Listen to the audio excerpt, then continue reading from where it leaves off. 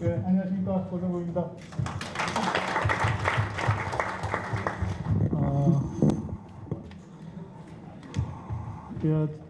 축사하신 이 모든 이 정치인들이 다 변화와 혁신을 전제로 다들 말씀을 하십니다.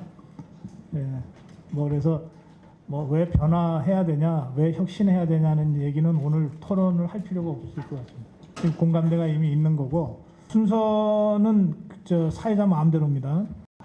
라미경 교수께 첫 번째 발언 순서를 드리겠습니다. 발언 시간은 7분 내외로 알아서 적절하게 조정해 주시면 좋겠습니다. 자, 라미경 교수님은 순천향대 교수로 계시고요. 대전 MBC의 시사광장 국방TV에서 진행을 하셨습니다. 그리고 자유한국당의 공천심사위원으로도 활동하셨습니다. 혹시 이 중에도 라미경 교수한테 잘못 보여서 공천 못 받은 분이 계실지 모르겠는데 라미경 교수를 박수로 맞이하고 토론 시작하겠습니다. 제가 어디를 가서요, 이런 세미나장이 됐든 토론장이 됐든 이렇게 여성 혼자인 경우가 간간히 있어요. 왜냐하면 제가 주요 전공이 정치학과, 이 군사 또 방산 관련이라서 매번 가면 여성이 혼자입니다. 그래서 저를 항상 대접을 해준대요. 대접을 해준다고 해서 자리를 가운데 주기도 하고요. 또 이런 날이 또 맨 처음에 또 주기도 해서 여튼 영광스럽게 시작을 하겠습니다. 오늘 토론의 시작을 보니까 또 이름이 맨 끝에 가 있어서, 야, 오늘은 또 앞 사람들이 할 얘기를 다 해서 이거 나중에 또 추려서 해야 되겠구나 싶은 생각이 들어서 걱정을 했는데, 오늘 정진석 의원님 고맙습니다. 여튼 7분 지켜가면서 시작하겠습니다. 자유한국당 길을 잃었습니다. 혁신에서 길을 찾고자 이 자리를 마련했습니다. 왜 길을 잃었느냐? 길을 잃은 이유에 대해서는 아마 많이 아실 겁니다. 혁신이라고 하는 거에 그냥 단순하게 여러 차례 지금 많은 중진 의원들께서 올라와서 바꿀 거다, 개혁할 거다. 뭘 바꾸시고 뭘 개혁하실 겁니까? 개혁 잘 안 됐어요. 매번 입에 개혁이나 혁신이 입에 달고 다닌다라고 하는 건 현재 상황이 전혀 혁신, 개혁이 이루어지지 않고 있기 때문에 그 화두 때문에 늘 단어가 이 앞에 들어오게 됩니다. 그런데요, 혁신에 지금 여기 프랑카드에 불려 있는 대로 한글만 혁이 쓰여 있는데, 한자 혁을 보시면 아시겠지만 가죽 혁자를 씁니다. 이 가죽 혁자는 기본적으로 이 극이라고 하는 자가 같이 쓰여지거든요. 가죽 혁자 옆에 극할 극자를 같이 쓰게 되는데, 이게 혁자랑 같은 의미입니다. 어떤 얘기냐면 단순하게 바꾸고 개혁하고 하는 것이 아니라 사람의 가죽을 손으로 벗기는 모양을 혁이라고 합니다. 자유한국당 첫 번째 제가 주문합니다. 가죽을 벗기는 그 고통을 지금 찾지 않으면 5년 뒤에, 10년 뒤에 정권 다시 찾기 어렵습니다. 그 각오로 우리는 혁신에서 길을 모색을 해봐야 된다는 것을 일성으로 말씀을 드리겠습니다. 자, 만신창이가 된 우리 이제 한국당, 제가 다시 이제 말씀을 안 드려도 되겠죠. 탄핵정국, 국정농단, 5구 장미 대선 거치면서 오는 동안에 정말 저는 묻고 싶어요, 의원들께. 지금 국민들이 분노하고 있는 핵심의 그 마음이 무엇인가? 핵심의 그 분노하는 마음을 알고는 있는가 싶습니다. 왜냐하면 그걸 정확히 알아야지, 병명을 알아야지 치유를 할 수 있을 텐데, 제가 여기 오늘 단상에 앉아있어서 못 여쭤봅니다만은 아마 그걸 많은 분들이 알고는 계실 거라고 생각하지만, 저는 또 알고 있는 것만큼 실천까지 연결되지 못하기 때문에 이런 궁금증들이 계속 지금 온다라고 생각을 하고 있습니다. 자, 핵심입니다. 무능, 부패, 부정. 이 부분들 때문에 국민들이 가장 분노를 했습니다. 어떻게 해결할 것이냐. 저는 이 부분들을요, 이제 방법론을 자꾸 제시하라고 하는데, 방법론 좋아요. 방법론 좋은데 기본적으로 국회의원들 믿고 국민들이 국회에 보내기까지는 우리는 그 국회의원들의 철학을 믿고 국회에 보냅니다. 보수주의, 보수, 이 가치가 무엇이냐. 진보에 밀리고 좌파에 밀리고 하다 보니까 스스로 위축이 돼서 축사도 자랑스럽게 내가 한국당이다, 자랑스럽게 내가 보수다 얘기 못하고 있습니다. 그래서 저는 길을 잃은 이 즈음에 우리가 다시 한번 보수가 기본적으로 추구하는 굉장히 중요한 가치가 있다라고 하는 거, 이 철학을 우리가 지금 잃고 있지는 않은가라고 하는 측면에 있어서 다시 한번 짧게만 좀 그 보수의 가치들을 한번 짚어보겠습니다. 우리가 일상적으로 보수적이다라고 하는 얘기를 참 많이 써요. 보수적이다라고 하면은 이거는 이 용어 자체가 변화에 저항하는 것을 이게 좀 이렇게 싫어하는, 그 변화에 적응하는 것들을 싫어하는 이런 것들을 우리는 보수적이다라고 얘기를 해요. 그러면 한국 사회에 있어서의 보수적이다라고 일컬어지는 것이 자유한국당 맞습니까? 그렇지 않습니까? 답변 주세요. 아니죠. 그렇죠. 이 보수적이라는 용어는요, 공산주의, 사회주의권 내에 있어서도 보수적이다라는 얘기를 쓰여지는 사람들이 있어요. 가령 예를 들어서 우리가 공산권 국가의 구소련이나 중국 같은 경우에도 마찬가지로요. 거기도 예전에 그대로 형태, 요 계급 구조 형태로 해서는 사회 발전이 안 일어나게 되니까 뭔가 이 자본주의적 색채를 막 갖고 막 들어오려고 해요. 그럴 때만 그거를 저항하는 강력한 이 사회주의자들이 있습니다. 이런 사람들 우리는 보수적 사회주의자라고 얘기하죠. 이 체질을 달리하고 있는 그 보수적 사회주의자들을 우리는 자유진영, 대한민국에서는 그들을 굉장히 저항을 하게 되죠. 자, 제가 이 말씀을 왜 드리냐면요. 보수적이다라는 이 용어 자체에 혼란이 굉장히 많아요. 체제를 달리하고 국가를 달리하고 조직을 달리하고 집단을 달리하고 하는 모든 집단마다 보수적이라는 용어는 쓰여질 수 있다. 오용돼서 쓰여질 수 있다라고 하는 거죠. 자, 그 속에서 우리가 자꾸 이 보수의 기본적인 가치, 굉장히 중요한 가치를 스스로 격화시키고 가리고 숨기고 하는데요. 보수 굉장히 중요한 가치가 있습니다.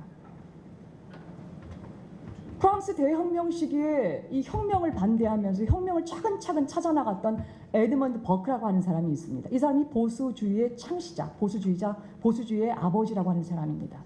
이 사람은요, 그 사람이 보수주의라고 하는 것을 표방하기까지 제일 먼저 들어가는 것을 인간의 본성으로 봤어요. 인간의 본성이 약해, 불완전해, 지적으로도 좀 떨어져.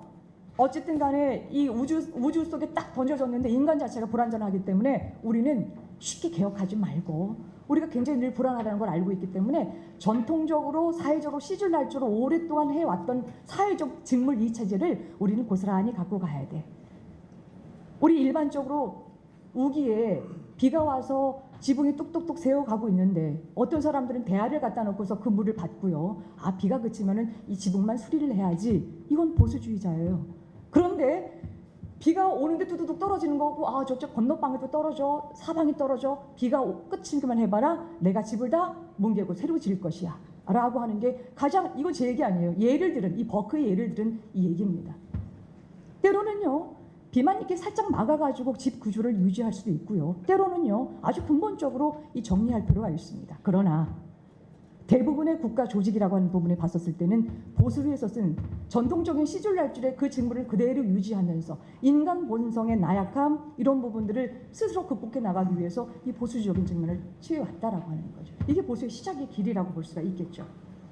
자, 그런데 이 사람들은 그렇게 해 나가는 과정에서 제일 중요하게 여기는 것은 개인의 재산이에요. 사유재산을 잘 보호해 주는 거. 여러분들 왜요? 왜 사유재산을 보존하고 싶으세요?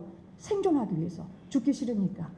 자, 생존하기 위해서 사유재산을 보호해 주는데 그 사유재산을 보호해 주는, 내가 개인으로 보유하는 것보다도 국가가, 공동체가 그걸 딱 막아줘. 그것을 내가 이 시대에 보유했던 재산을 내가 다음 세대 우리 손자들까지 연결시켜 줘야 돼. 바로 연결시켜주는, 그걸 지키려고 하는 그 모양과 국가에서 그것을 지켜주는 것, 그것이 딱 밀착이 돼서 로얄티 충성심이 형성이 되고 바로 거기에서 굉장히 중요한 윗사람에 대한, 국가에 대한 복종, 존경이 여기서 자연스럽게 생겨난다라고 하는 거죠. 자, 첫 번째, 두 번째 가치요.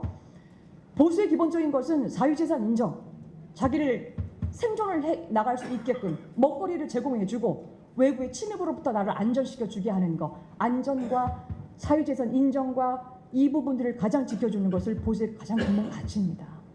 자, 그러면 보세요. 지금 현재 우리 한국당이 해야 될 것들, 정권 밀리고 나서 여러 가지 무능과 부정과 부패라고 하는 이 탄압 속, 이런 과정 속에서 어떻게 해 나갈 것이냐. 국민들 여전히요, 보수를 지지하고 지향하는 국민들 굉장히 많이 있습니다. 이분들 생존하기 위해서 일하면서 생존할 수 있게끔 일자리 창출되고 먹거리 창출되고, 예전에 개발 독재 시기에 그 시기가 아니라 4차 산업혁명과 더불어서 뭔가 산업의 구조가 왕창 바뀌고 있는데 여전히 맨 그 속에서 혁신하겠다, 개혁하겠다 하고 있지만 어떤 것들을 정책적으로 자유한국당에서 제시하고 있습니다. 자, 이제 그런 측면에 있어서요. 저는 이제 결국은 이 보수의 핵심적인 가치라고 하는 것을 그 두 가지 가치로 본다라고 한다면 인간의 본성 자체를 굉장히 불완전한 그 시작을 토대로 시작을 했다라고 한다면 이 보수주의와 민주주의라고는 또 직결이 되어 있습니다. 왜요? 그냥 무조건 보수가 개인의 이익만 착복한 줄 아세요? 전혀 그렇지 않습니다. 그 당시에 그 근대 시기에 이 버크가 얘기할 때도요. 충분히 개인의 어떤 사유재산 인정하고 또 시장 경제 어떤 자유를 해서 경쟁을 통해서 크게 파이를 키워나가는 그 즈음에도 어떤 장치를 해놨냐면요. 이 권력을 남용을 막기 위해서 조금 크고 작은 결사체를 항상 균형감 있게 뒀어요. 어떤 사람들이 강하게 하나의 어떤 권력을 잡고 지지 세력을 갖고 그 사람의 재산을 보호해주고 시장 경제를 활성화시키는 명목하에 정권을 잡은 이 사람의 권력을 남용하는 것을 방지하기 위해서 이 사람을 견제할 수 있는 여러 개의 결사체를 두고 힘의 균형을 맞춰왔다라고 하는 거죠. 우리는 매번 진보는 분열로 망하고 보수는 부정부패로 망한다고 하는데 저는 적당하게 그 부분을 견제해 줄 수 있는 또 하나의 중요한 세력을 우리 자체적으로 좀 만들어놔야 된다라고 하는 거죠. 교수님, 지금 한참 열강 중이신데 제가 시간도 거의 다 됐고 두 가지만 한 가지만 더 제가 주문 드릴 테니까 제 주문까지 좀 포함해서 그러니까 그래서 한국당이 어떻게 바뀌어야 되는지 구체적으로 한두 가지만 좀 말씀해 주십시오. 알겠습니다. 대한민국이 자유민주주의 사회입니다. 보수 진보가 다 공존하는 사회이죠. 이 사회에 있어서 저는 아까 민주주의 가치를 보수주의에서 끌어내야 된다라고 말씀을 드립니다. 첫 번째, 조직 변화 있어야 되고요. 정책 변화 있어야 됩니다. 조직 변화에 저는 가장 크게 있어야 될 것이 미래의 비전을 제시할 수 있는 리더가 이번에 올라와야 됩니다. 예전 인물 갖고는 바뀌지 않을 것입니다. 바뀌어야 된다라고 하는 사실 하나. 또 하나는요. 이 정책 변화에 있어서는 저는 안보와 경제의 몸에 맞는 계절 옷을 좀 바꿔줘라라고 하는 거. 이 말씀. 저희가 지금 현재 산업이 바뀌고 시대가 바뀌었습니다. 예전에 개발 시대에 갖고 있었던 그 보수적인 기본적인 정책을 쓰게 되면 맞지 않습니다. 거기에 옷에 맞는 부분들을 다시 조금 입혀줄 수 있게끔 혁명의 그 4차 산업혁명에 관련된 부분이든지 아니면은 당내 조직에 있어서의 어떤 이 사람들도 다 합리적으로 인정할 수 있는 당내 조직 개편이라고 하는 부분을 통해서 누구든지 공정한 과정, 저 사람이 공천을 받았구나, 이 사람이 당선이 되는구나 이런 것들을 투명하게 볼 수 있는 이런 시스템적인 것들을 한번 요청을 하고요. 마지막으로 말씀드릴게요. 저희가 이제 이 변화되는 것들을 체감을 해야 될 부분 중에 하나가요. 똑바로 사격하기 위해서 군인이 똑바로 하나의 목표물을 사격하기 위해서 꼭 이성애자일 필요는 없습니다. 굉장히 제가 도발적인 말씀을 좀 드리는데요. 그만큼 한국당 내부에 있어서의 보수에 있어서의 좀 변혁을 요청하신다고 한다면 그 정도의 각오로 바꾸셔야 할 겁니다. 이상입니다. 맨 마지막 부분은 굉장히 도발적이었습니다. 그리고 이 1차 지금 그 토론 참가자들의 그 생각을 1차 듣는 거고요. 이제 4시까지 한 번 이상의 그 재토론 시간을 저희가 좀 드리도록 하겠습니다. 다음으로는 여기 제일 젊은 패널이 아마 김 의원 같죠? 김성원 의원? 지금 요즘 굉장히 활약이 활발하고 청문회에서 특히 그런데 당이 젊어진다는 거를 이제 김성원 의원을 보면서 제가 좀 느끼기도 합니다. 그러니까 지역구가 경기도 동두천, 연천 그렇죠. 그러니까 휴전선과 접경 지역 이 지역구인 김성원 의원 토론 시작하겠습니다. 저 방금 소개받은 김성원입니다. 제 김태흠 선배한테 물어봤습니다. 토론에 나가서 어떻게 얘기할까요? 그러니까 저 하고 싶은 얘기 다 하라고 그러더라고요. 그래서 제가 오늘 좀 작정하고 왔습니다. 또 정진석 대표님 말씀하신 대로 좀 구체적으로 좀 말씀드리도록 하겠습니다. 우리 저희 대선 패배 후에 이런 혁신, 당을 혁신하고 개혁하고 이런 토론에 지금 거의 한 10차례 가까이 이렇게 좀 된 것 같습니다. 그때마다 결론 똑같았습니다. 우리 자유한국당 진정한 보수당으로 가려고 하면은 끊임없는 개혁과 혁신을 해야지 되고 또 허물을 벗기 위한 처절한 몸부림이 필요하고 중도 보수, 개혁 보수, 민생 보수, 서민 보수로 거듭나야지 된다. 이게 답입니다. 제가 한 10차례 토론회 가도 다 똑같은 답입니다. 근데 지난번 한번 토론회 때 우리 고성국 박사님께서 사회를 한번 보셨었는데 사회 보시면서 첫 마디가 이거였습니다. 보다 이렇게 한심한 정당은 처음 보겠다. 이 말씀을 하셨어요. 제 머릿속에 계속 맴돌고 또 제 가슴속에 미어졌습니다. 왜 이렇게 저도 그렇게 생각했기 때문에 그렇습니다. 과연 우리가 무엇을 어떻게 해야지 되는가 좀 냉철하게 좀 볼 필요가 있지 않을까 이렇게 생각을 합니다. 자, 우선 우리가 대선 패배에 대해서 자기 반성이 있어야지 된다고 하는데요. 제가 생각했을 때 우리 저기 반성하기에 너무 먼 것 같습니다. 반성을 하려고 하면은 우선은 상황 인식이 저는 먼저 선행이 돼야지 된다고 합니다. 지금 현재 상황 인식.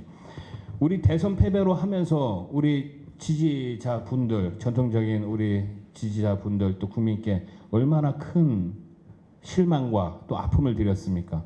근데 그렇게 생각하지 않습니다. 우리 지금 자유한국당을 보면은 슬그머니 넘어가려고 하고 있습니다. 우리가 보고 싶은 면만 보려고 하고 인정하고 싶은 면만 인정을 하려고 하는 전형적인 패배주의의 길을 가고 있습니다. 보고 싶은 면이 뭐냐고요? 대선 처음 출발했을 때 8%에서 24%까지 올리지 않았냐. 이만큼 이 어리석은 발언이 어디 있습니까? 우리의 현실은 뭡니까? 역대 대선에서 가장 큰 표 차이로 우리가 진 겁니다. 특히나 수도권, 더군다나 20대, 30대, 40대 우리 보수 정통을 자랑하는 우리 자유한국당 후보가 2등도 아니고 3등을 했습니다. 이것에 대해서는 누구도 얘기하지 않습니다. 그러나 이것이 현실입니다. 이런 현실 인식을 하지 않는데 반성을 하지 않는데 이런 상황 인식이 이런 상황에서 무슨 반성이 있고 또 무엇을 얻을 수가 있겠습니까? 제가 말씀드릴 수 있을 것 같습니다. 우리 자유한국당 비겁한 겁니다. 오만한 거고요. 염치 없는 겁니다. 다시 한번 우리 전통적인 지지자분들 그다음에 국민들께 사죄하는 마음 가져야지 된다고 이렇게 생각을 합니다. 자, 그러면은 그 다음에 이제 우리 어떻게 해야지 되느냐 이런 문제점들이 있습니다. 방법론 얘기하기 전에 제가 흔히 알고 있는 거지만 다시 한번 좀 짚고 넘어가야지 될 게 있습니다. 우리 국민들께서도 그렇고 우리 선출직들 다 아셔야 돼요. 또 우리 또 정당이라고 하는 것도 다 국민들의 지지를 받아서 하는 건데 이게 한 번에 모든 것을 얻으려고 하는 이런 허황된 욕심을 좀 버려야지 되는 것 같습니다. 뭐 우리가 어떻게 하면 되겠지 하는 그런 생각들. 이게 되게 전 아니한 생각이라고 생각을 합니다. 왜냐면요. 항상 선출로 되는 그런 직에 그런 권력에 있어 가지고는 가장 기본적인 전제가 선인지 후호감입니다. 먼저 알아야지 그 다음에 호감을 주고 마음을 주고 표를 주는 겁니다. 그런데요. 선인지 먼저 알게끔 하려면은 국민들이 우리를 바라봐 줘야지 되는데 지금은 바라보질 않습니다. 물론 제가 수도권에 있고 또 젊은 층에 속하다 보니까 그렇게 좀 한정될 수 있다고도 생각하지만은 제 생각에는 대구, 경북 또한 만만치 않을 거라고 생각을 합니다. 국민들이 점점 외면하고 있습니다. 지금 어떤 상황인데 어떻게 하고 있습니까? 우리가 지금 당권 경쟁하고 있고 개파 또 나눠가지고 하고 있고 아직도 정신 못 차리고 있고 이제는 분노해 주지도 않은 그런 상황까지 왔습니다. 이러한 현실 인식을 정확하게 하고 과연 우리가 어떻게 국민들로 하여금 우리를 어떻게 좀 한번 바라보게끔 먼저 만들고 그 다음에 우리가 무엇을 하겠다 그것으로 해갖고 우리가 인정을 받아야지 된다고 생각합니다. 자, 그러면은 어떻게 왜 바라봐 주지 않는가? 요거는 한번 생각해 볼 필요가 있습니다. 자, 이제 됐습니다. 우선은 바라봐 주시고 우리가 바라본 상황에서 우리가 어떻게 바뀌고 이렇게 해야 되는데 왜 우리를 국민들이 바라봐 주지 않을까 하는 것에 대해서 제가 몇 가지만 말씀드릴게요. 첫 번째는요. 너무 뻔합니다. 예상 가능한 거예요, 우리는. 지금 7월 3일 날 전당대회 하는데 당대표 나오실 분, 최고위원 나오실 분, 그 다음에 우리 앞으로의 지금 청문회 과정에서 앞으로 어떻게 되고 6월 추경이 어떻게 되고 국민들 수준이 상당히 올라가 있습니다. 그런데 우리는 그것에 맞추지 못하고 계속 과거에 했던 그대로 하다 보니까 우리에 대한 기대감이 별 없어지는 거예요. 왜? 안 봐도 뻔하니까. 우리는 예상 가능한 일만 그렇게 하고 있으니까 그렇게 되는 겁니다. 그래갖고 그런 거 있고, 그다음 두 번째는 왜 우리를 안 바라봐 주실까? 두 번째는 재미가 없습니다. 우리 당 보면은 매번 나왔던 분들 나오고 그다음에 뭐 저거 하고 일종의 여론을 주도할 스타 플레이어가 없다는 거. 이게 또 우리 또 의원님들이나 아니면 다른 분들 보면은 우리 당의 좀 전통적인 그런 게 이 망가지는 거 두려워하고 또 희화화되는 거 두려워하고 그런 상황들이 좀 있는 것 같습니다. 세 번째는 왜 안 바라봐 주실까? 세 번째는 우리가 신뢰를 잃었기 때문입니다. 지금 방금 전에 라 교수님께서 말씀하셨지만은 우리 국민들이 제일 싫어하는 게 무능입니다. 무능. 그런 무능에다가 또 우리 당이 가지고 있는 그런 보이는 그런 상황을 게으르고 배부른 돼지라고도 얘기를 합니다. 이런 것들이 있으니까 바라봐 주실 리가 없죠. 그것에 관해서 또 느리고 고리타분하다 이런 것들이 이런 지적들이 있습니다. 이런 문제점들 우선은 바라봐 주게 하고 그 다음에 우리가 변하고 또 그런 변화를 인정받음으로써 우리가 국민의 신뢰를 얻고 사랑을 얻게 되는 겁니다. 자 그러면은 자 그렇게 해가지고 어떻게 그러면은 우리가 신뢰를 얻어가야지 될 것인가? 우리가 임명진 비대위원장 시절에 말씀을 드린 적이 있습니다. 삼정혁신이라고 하는데요. 정치혁신, 정책혁신, 그리고 정당혁신 이렇게 세 가지를 해야지 됩니다. 지금 우리 뭐에 매몰되어 있냐면은 정치가 어떻게 바뀌어야 된다 여기만 매몰이 되어 있습니다. 정책이 와닿는 게 하나도 없습니다. 또 하나 정당이 바뀌어야 됩니다. 정당에 대해서 너무나도 회의적입니다. 정당 지금 선거를 위한 도구로만 이용을 하고 있습니다. 그렇게 되다 보니까 어떻게 합니까? 중장기 전략이 하나도 없습니다. 단기 전략만 급급해가지고 하루하루 살기 바쁩니다. 그래서 저는 삼정혁신에 우리가 가장 기반을 해가지고 진행을 해야지 된다고 보고 있고 그렇게 하기 위해서는 첫 번째 우리 개혁을 위하고 혁신을 위해서는 조직의 안정성 그리고 악의 평범성 여기에서 탈피해야지 된다고 합니다. 무슨 말씀인지 아시죠? 개파 이거 완벽하게 클린업 하지 않으면은 우리 정당 우리 자유한국당은 다시금 도돌이표 계속 돌아갈 수밖에 없다고 생각을 합니다. 두 번째는 인물이 바뀌어야지 되는데요. 제가 인물이 바뀌어야 된다고 새로운 인물이 나오라고 하는 게 아닙니다. 인물의 기용에 있어갖고 적재적소에 우리가 인물 기용을 해야지 됩니다. 지금처럼 우르르 갔다가 우르르 빠지고 이러면은 완전히 그냥 낫승입니다. 우리 아무것도 얻은 게 없습니다. 적재적소에 인물을 배치를 해야 됩니다. 문재인 정부가 잘못을 했을 때 대여투쟁은 누구를 중심으로 할 것이고 또 민생을 위해서는 누구를 중심으로 해야 될 것이고 이런 분배가 하나도 없습니다. 이렇게 없다 보니까 우르르 갔다 우르르 빠지고 결과적으로 남는 것은 하나도 없게 되는 거죠. 저는 정치는 설계와도 똑같다고 생각을 하고 있습니다. 기본적인 설계가 잘못되면은 모든 것이 어긋나게 되는 거죠.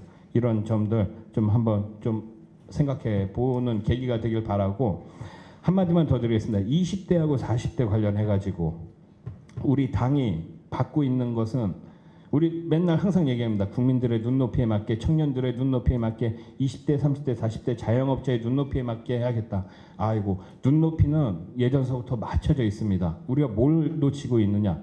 속도를 놓치고 있습니다. 뒤쫓아도 못 가고 있습니다. 한참 뒤에 있습니다. 그러니까 어떻게 해요? 수구보수 꼴통 소리를 듣게 되는 거죠.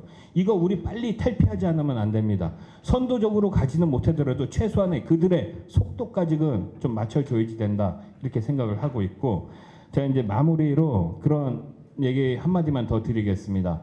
제가 얼마 전에 읽은 사설 중에 그런 게 있습니다. 거지 깡통에 금매기 한다는 그런 사설이 있습니다. 거지들이 돈 벌면은 깡통에다가 도금을 한다고 합니다. 그러면서 같은 동료 거지들한테 자랑하고 하겠죠. 물론 깡통이 거지들에게는 깡통이 전부이고 또 그들의 밥줄이고 또 그들의 권력일 겁니다. 그러나 그것을 바라보는 일반 국민들은 어떻게 보겠습니까? 어처구니 없이 봅니다. 저는 이번 7.3 전당대회를 통해서 우리 이 사설에 주는 의미를 명확하게 좀 파악하고 그런 것을 계기로 우리가 앞으로 좀 잘 나아갔으면 좋겠다는 생각입니다. 이상입니다. 네, 제가 한국당 또 뭐 정당 행사에 뭐 많이 이제 참석해봤는데요. 조금 전에 김성원 의원의 그 토론처럼 아주 센 토론은 또 제가 오랜만에 듣습니다. 이 당에서 중진 의원들한테 야단 안 맞아야 되겠다 이런 생각이 좀 들었는데, 예, 잠깐만요. 그 맨 마지막에 하신 말씀이요. 7.3 전당대회가 돈 번 거지가 저 깡통에 그 금맥기 하는 그런 전당대회가 안 됐으면 좋겠다 이런 말씀은 아주 좀 생각을 여러 가지를 하게 하네요. 여기 이 외부 인사로 이제 저희가 두 분을 모신 건데 라미경 교수하고 지성우 교수. 예.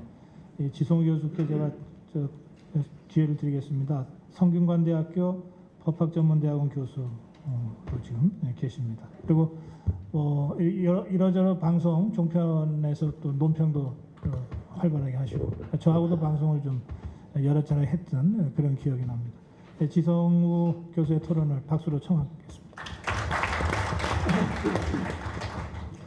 네, 안녕하세요. 방금 소개받은 지성우 교수입니다. 제가 이 자유한국당하고 인연을 맺은 건 한 4, 5년쯤 된 것 같습니다. 우연한 기회에 이제 세월호 사건이 터지면서 세월호 사태의 이 참극을 어떻게 이겨낼 것이냐에 대해서 당시 이제 당청이 굉장히 고민하는 과정에 있었는데 이러저러한 그 입법 활동을 좀 도와드리고 또 조언을 해드리고 그것을 극복하는 여러 가지 말씀을 이렇게 어르신들께 드리면서 당과의 인연을 맺었습니다. 그래서 제가 당원은 아니지만 뭐 공천심사위원부터 시작해서 한 4개의 당직을 지금 한 4, 5년 동안 수행해 오면서 아까 앞서 말씀하셨다시피 도대체 이 새누리당, 자유한국당이 왜 이렇게 됐을까를 저는 이제 반추를 해보는데요. 3가지의 국면이 저는 있었다고 생각합니다. 제가 공부하는 정치 커뮤니케이션 쪽에서 판단하기에는 첫 번째는 4월 16일 그러니까 3년 전에 이 세월호 사건이 터졌을 때 이 세월호 참극 이 사건이 결정적으로 보수와 집권당에 불리할 것이다라는 판단을 했어야 된다. 그리고 굉장히 단단한 준비를 했어야 된다 이렇게 생각이 되고요. 두 번째는 여러분 뭐 잘 아시겠지만 전 국민이 뭐 TV만 켜면 희화화해가지고 새누리당 당시 공천 가지고 말이 많았습니다. 그래서 이 공천 제도를 제대로 손보지 않은 상태에서 공천을 하면서 계파 간의 갈등이 일어났고 이것이 결국은 새누리당이 한 석 차이로 참패하는 이러한 결과로 나타난 것 같습니다. 이때만 해도 이와 같이 참담한 결과가 발생할 것이라고까지는 생각을 안 했던 것 같습니다. 세 번째, 작년에 최순실 사태가 발생을 했을 때요. 초기에 저는 굉장히 큰일이라고 생각을 했고 아예 초기부터 각하께서 이제 박근혜 전 대통령께서 아예 사과를 하고 처음부터 내려오시는 길을 선택했어야 된다라고 생각을 했습니다. 왜냐하면 그 사건의 본질이 그 뒤에 있는 배후가 굉장히 큰 거라고 느꼈고요. 따라서 국민들이 생각할 수 있는 것보다 훨씬 더 큰 진사를 하고 사과를 하고 그것에 어떤 상응하는 조치를 취했어야 되는데 이걸 3번에 걸쳐서 사과를 나눠서 주춤주춤 하다 보니까 굉장히 이런 참담한 결과가 발생하지 않았나 이런 생각이 드는데요. 반추해 보면 이런 결과를 놓고 보면 과정 중에서 저는 당시 새누리당, 지금의 자유한국당이 놓친 3가지가 있다라고 생각을 합니다. 첫째는 민주주의의 역할이나 민주주의의 모습 자체가 바뀌고 있는 것을 잊어버렸다. 왜 그러냐면 원래 우리가 대의민주주의라고 헌법상 가르치고는 있지만 이미 제가 보기에는 고전적 의미의 대의민주주의는 사라지고 있습니다. 즉 ICT 기술을 활용해서 뭐 블로그나 뭐 트위터나 등등의 여러 가지 이런 기술들을 사용해서 직접적으로 국민들이 한 사람 한 사람 정치에 참여하는 이런 기술들과 길들이 열려져 버렸습니다. 그래서 예전에는 무서워서 내지는 두려워서 광장으로 촛불 들고 못 나오시던 분들이요, 서로 인터넷에서 자신들의 그 의사를 확인합니다. 아, 내가 나가도 되겠구나. 그리고 내가 나간다고 해서 나 스스로에게 어떤 위해가 가해지질 않겠구나. 그러면 나오는 겁니다. 그래서 우리가 알던 이 대의민주주의, 광장에 사람을 모으고 목청껏 소리를 지르고 하던 이 대의민주주의가 이미 전자민주주의로 바뀌고 있었다는 사실을 저쪽 민주당 쪽은 일찌감치 알았는데, 그래서 대비를 철저하게 했는데 불구하고 보십시오. 지금 수석도 네이버 출신이시고요. 이제 비서관도 다음 출신들 모시고 갑니다. 이와 같이 ICT나 SNS 등의 중요성을 너무너무 저쪽은 잘 알고 있었는데 이쪽은 그쪽에 대한 어떤 대응이 전혀 없었다라는 것이 패인이다라고 생각하고요. 두 번째, 이 언론을 비롯해서요, 정권의 말기가 되면 그동안에 쭉 대여섯 분의 이 대통령을 거치면서 4년 차의 비극을 저는 얘기합니다. 집권 4년 차가 되면 5년제 대통령제 하에서는 3년 반 차부터 그런 문제가 발생하기 시작하는데요. 거의 반드시 언론, 검찰, 학자 등이 돌아섭니다. 그래서 이번에 이 대선을 치르면서 새누리당이 놓쳤던 것은 언론들이 이렇게 적대적 내지는 반새누리당적, 반보수적 행태를 보일 것이다. 그런 경향을 보이실 것이다라는 것에 대해서 굉장히 그 평가가 절하되어 있었다. 잘 몰랐다 이렇게 생각이 됩니다. 이미 저는 뭐 언론법도 전공하고 있어서요. 언론학자들의 얘기를 쭉 들어보면 말씀들은 안 하고 계셨지만 가슴속으로부터 80~90% 제 느낌에는 압도적인 다수의 언론기관, 종편 일부 종편을 포함하여 압도적인 다수의 언론과 학자들이 이미 당시부터 보수에 대한 생각을 접고 있었다. 근데 그것을 너무 희망적으로 생각을 하고 있는 것 아니냐, 이런 문제가 있었고요. 이것은 뭐 잘 아시겠지만 반기문 전 총장님께서 입국하시는 그날 비행기 타시는 날부터 때리기 시작해가지고요, 21일 동안 집중 포화를 합니다. 제 느낌에는 어떤 느낌이냐면 거의 뭐 한포 사격을 집중 포화를 하는데 저쪽은 그다지 준비가 안 돼 있는 것 같은 그런 느낌이 들 정도로 전 언론이 나서서 여기에는 가짜뉴스를 포함해서 해외의 언론까지를 활용한 여러 가지의 이러한 언론 정책을 하고 있는데 그런 데 대한 대비가 좀 부족했다 이렇게 생각이 되고요. 세 번째는 조직적이고 체계적인 준비가 덜 돼 있었다. 아시겠지만 시민사회단체의 중요성은 현대국가에서 굉장히 중요합니다. 그런데 일부 좀 극우적인 시민단체 외에는 당시 보수정당이든 새누리당의 편을 들어주는 그런 시민단체가 없습니다. 지금도 마찬가지고요. 이 시민단체와의 어떤 그 연결고리가 전혀 지금 보이질 않습니다. 전경련이 해체됐고요. 그 이후로 대다수의 지금 우파 시민단체나 언론을 하시던 분들이 문을 닫거나 거의 문을 닫아야 된다 이런 얘기들을 매일같이 저한테 합니다. 도대체 자유한국당은 어떻게 다음에 정권을 잡으려고 시민단체나 이런 우호적인 세력들에 대해서 지금부터 이렇게 관리를 하거나 관계를 맺지 않는 것인가, 이런 불만들이 나오고 있습니다. 이런 여러 가지의 요인들이 누구 한 사람의 문제가 아니고요. 구조적으로 지금의 이런 참담한 사태를 야기했다라고 생각이 됩니다. 그래서 아까 이제 저한테 말씀하신 그 주문대로 말씀을 드려보면 그러면 어떻게 할 것인가? 제가 보기에는 지금 가장 중요한 거는요. 우리 이 자유한국당에는 유능하신 분들은 굉장히 많습니다. 장차관 출신들도 많으시고요. 그래서 국가를 이끌어 나갈 역량이 있으신 분들은 많습니다. 그런데 사회적으로 유명하신 분들은 그닥 존재하지 않습니다. 지금 민주당 보십시오. 국회의원들이요, 굉장히 유명하신 분들이 일단 많은 데다가 언론이 여기에 도와줍니다. 이걸 계속 키워내고 있습니다. 그래서 인재를 영입하고 그 인재들이 제대로 활동하게 하는 터전이 필요한데, 그것은 아까 우리 김성원 의원님 말씀하셨던 것처럼, 김성원 의원님 제가 알기로는 지금 107명의 의원님 중에 제가 49인데요. 저보다 어린 지역구 의원은 우리 김 의원님밖에 없으실 거예요. 아마 그럴 겁니다.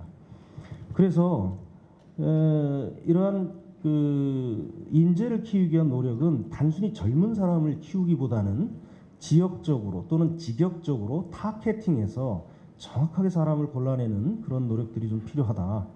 그러려면 적어도 지금과 같은 공천 제도는 내년 그리고 3년 후에는 분명히 바뀌어야 됩니다. 한번 저희들이 실험을 해봤지 않습니까? 공천을 상향식 공천을 해보니까 어떤 문제가 발생을 하느냐. 각 지역을 제가 돌아다니 보니까요. 상향식 공천으로 싸우셨던 분들이 도움을 주질 않으니까 선거가 되질 않습니다. 그래서 그게 상향식 공천이라는 문제가 장점이 있는 반면에 여러 가지 단점도 있는데요. 그 와중에 민주당의 공천은 어땠느냐? 굉장히 타겟팅해서 그리고 기다렸다는 듯이 어떤 그 미사일 쏘듯이 그렇게 정확한 공천들을 해내고 있었습니다. 그때부터 굉장히 불안했는데요. 따라서 제가 보기엔 이번 지방선거부터 공천 제도를 좀 바꾸시려는 노력, 좀 지금부터라도 한 1년이지만 공천제도 개혁위원회든가 이런 것을 거쳐서 새로운 인재들이 좀 많이 지역에 들어오고 또 그분들이 3년 후에 국회의원 선거를 뒷받침할 수 있는 토대가 될 수 있도록 그렇게 정리를 해 주셔야 될 것 같습니다. 그 정도 말씀드리고요. 또 말씀 올리겠습니다. 네, 고맙습니다. 지성희 교수 말씀 중에 저희가 곱씹어 봐야 될 부분들이 많이 있는 것 같습니다. 저는 정당의 목적은 정권을 잡는 것이고 따라서 공천은 이기는 공천이 제일 훌륭한 공천이다 이렇게 생각합니다. 네. 근데 이기는 공천을 하기 위해서 때로는 상향식으로 때로는 전략 공천으로 때로는 이걸 결합해서 그때 하는 거거든요. 그러니까 이 대목에 있어서 무슨 절대적 선 같은 거 여러분들 도덕군자가 아닌데 그런 식의 접근이 지난 총선을 망쳤다. 저는 그런 느낌을 좀 개인적으로 갖고 있습니다. 내년에 똑같은 우를 범하지 않을까 이런 걱정을 우리 지성희 교수 해주셨습니다. 그리고 잠깐만요. 그리고 제가 공감하는 부분이 많아서 짧게 한 말씀만 더 드리면 저는 여러 해 전부터 한국당에 대해서 중앙당의 기능 중에 홍보 기능과 정책 기능만 남기고 다 없애라. 필요 없다. 그랬습니다. 그리고 당협으로 가면 정책 기능도 필요 없다. 중앙당에서 만들어준 정책을 전달하면 되니까 홍보 기능만 남겨라. 지금 여러분들 제가 이번 대선 치르면서 당협위원장들 전당 대회할 때 제가 물어봤어요. 각 당협에 SNS를 하는 SNS 위원회가 있는 당협이 있으면 손들어 봐라. 10명이 안 됐습니다. 얼마나 뒤처져 있는 후진 정당인지를 단적으로 보여줍니다. 그런데 여러분들은 여전히 중앙당에서도 조직 직능 파트가 아마 제일 클 거고 돈도 제일 많이 쓸 거고 당협에서도 여성위원회, 청년위원회 등등의 조직이 주요로 움직일 거예요. 그러니까 여러분들은 그냥 바닥에서 이삭 줍는 운동을 하는 것이고 저쪽은 공중전의 최신 스텔스기 기능 가지고 움직이고 있는 거예요. 마지막 깃발은 육군이 꽂는다고 하지만 지금 전쟁은 그렇게 하는 게 아닙니다. 그래서 아까 우리 삼정혁신 얘기도 나왔습니다만 정당을 진짜 완전히 바꾸지 않으면 정책을 아무리 정비를 잘해도 또 정치 혁신을 해도 결국은 선거에 이기는 주체는 정당이기 때문에 저는 한국당의 혁신이 제일 크고 무거운 과제다 이런 좀 개인적인 생각을 갖고 있습니다. 지성희 교수 말씀 중에 제가 공감하는 대목이 있어서 좀 거들었고요. 지금 그 단상에 이제 원외 당협위원장이 두 분 계신데요. 한국당에 무슨 주류 비주류가 있느냐 이런 얘기할 수 있는데 저는 주류는 원외가 주류다 이렇게 생각합니다. 지금 이 지구당 중에 원외가 3분의 2 정도 되잖아요. 그렇죠? 예. 그래서 이제 이 원외위원장을 특별히 두 분을 모신 것 같습니다. 근데 한 분은 이 대구의 원외위원장이고 한 분은 수원, 경기도 수도권의 원외위원장인데 제가 가끔 한국당 의원들하고 만나서 얘기할 때 TK 지역이나 영남 쪽의 지구당 위원장들하고 만나고 수도권 만나면요 완전히 다른 당 같아요. 워낙 그 처해 있는 정치 지형도 다르고 눈높이도 완전히 달라서 두 분의 진단이 완전히 다르게 나올지도 모르겠습니다. 그러면 대구의 이재만 위원장 순서인데 제가 짧게 소개 말씀드리면 참 억울한 사람입니다. 아시죠? 작년 총선 때 공천 받았어요. 일단 당의 공천을 받았다가 공천 파동을 겪으면서 유승민이 결국은 탈당하고 김무성 지도부에서 그 지역은 그러면 전략적으로 공천하지 말자. 그 결정을 하는 바람에 받았던 공천을 반납했던 그래서 아예 선거에 나가지도 못했던 그런 대구 동구의 원외위원장이고요. 좀 불쌍하면 박수 한번 쳐주세요. 그다음에 오늘 사실은 이 행사보다 훨씬 중요한 자기 행사가 있습니다. 대구에서 저녁 7시부터 그 책 제목이 뭐예요?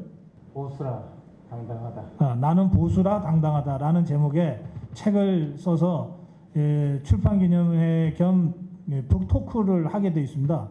그러니까 지금은 사실 대구에서 손님 맡고 있어야 될 판인데 김태흠 의원의 강력한 요청으로 지금 올라왔습니다. 다시 한번 환영. 시작하십시오.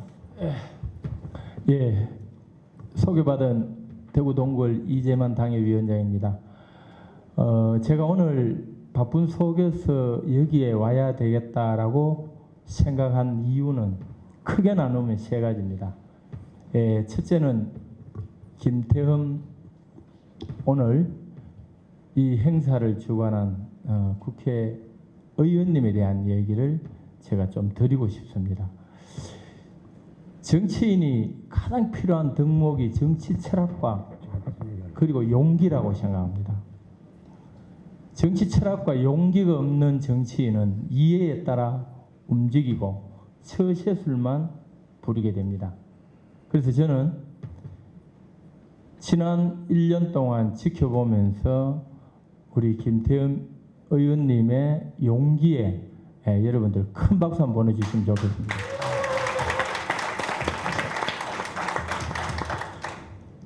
지금 우리 자유한국당이 왜 이렇게 됐느냐 돌아보면 김태흠 국회의원님 같은 용기 있는 분이 10분만 계셨으면 오늘 이런 사태가 안 왔습니다. 그래서 우리 당이 앞으로 아직 나이도 젊지 않습니까? 저런 국회의원님들을 정말 우리는 키워내야 된다. 혹시 지역구에서 오신 분들 계십니까? 정말 큰 제목으로 키워주셨으면 좋겠다라는 말씀을 드리겠습니다. 두 번째로는 제가 오늘 주제가 혁신입니다. 참 저희들이 집을 지도 표준 설계가 있고 실시 설계가 있습니다. 혁신을 무엇을 어떻게 할 것이냐가 가장 중요합니다. 그래서 오늘 이 토론회를 통해서 혁신에 대한 실시 설계가 좀 나왔으면 좋겠다라는 게 제가 바라는 마음입니다.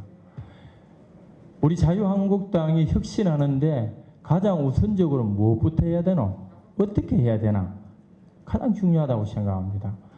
지금 나가보면 보수라는 말을 쓰면 해병대 빨간 모자 쓴 아저씨 또는 꼰대, 골통 이렇게 인식되어 있습니다. 이미 2030 젊은이들에게는 우리 보수라고 하면 들으려고 하지도 않고 보지도 않으려고 합니다. 어떻게 바꿔야 되나 이 말입니다. 보수가 진보보다도 훨씬 타협적이고 또 개인의 행복을 추구하는 사상입니다. 오히려 진보가 집단적이고 조직의 만족을 만들어내는 투쟁입니다. 그런데 젊은이들은 한 예로 거꾸로 알고 있습니다. 그래서 제가 오늘 북토크쇼를 하는 책 제목이 나는 보수라 당당하다라는 제목을 썼는데, 보수가 곧 대한민국이라고 생각합니다. 보수가 위기다. 대한민국이 위기라는 겁니다. 저는 지금 이 정부는 반체제 정부, 즉 보수와 반대되는 세력들이 정권을 잡았습니다. 이런 상황에서 어떻게 혁신을 해야 되느냐에 대해서는 대상은 제가 말씀을 드렸습니다. 그럼 어떻게 해야 되느냐? 가장 기본적으로 보수 철학, 보수 사상을 재정립해야 됩니다. 보수 사상의 기본은 개인주의와 자유주의라는 두 개의 큰 기둥을 가지고 만들어졌습니다. 방금 우리 남 교수님께서 에드먼드 버거, 또 사토 브리앙, 이런 보수주의자들의 이론은 참 어렵습니다. 여러분들 해결하기. 그런데 보수를 쉽게 말씀드리면 우리나라 70년 왕권 국가에서 현대 국가로 와서 70년 동안 의병들의 희생과 헌신, 이게 보수입니다. 그리고 6.25 터지고 이 잿더미 위에, 이 나라 위에서 산업화, 그리고 경제화, 민주화, 그리고 지금 대한민국 지켜온, 이게 보수입니다. 근데 우리 보수 용어에 대해서 다들 싫어합니다. 이러한 보수 사상, 보수 철학을 재정립해야 된다. 그럼 이런 보수를 반대하는 세력은 여러분 어떤 세력입니까? 반체제 세력입니다.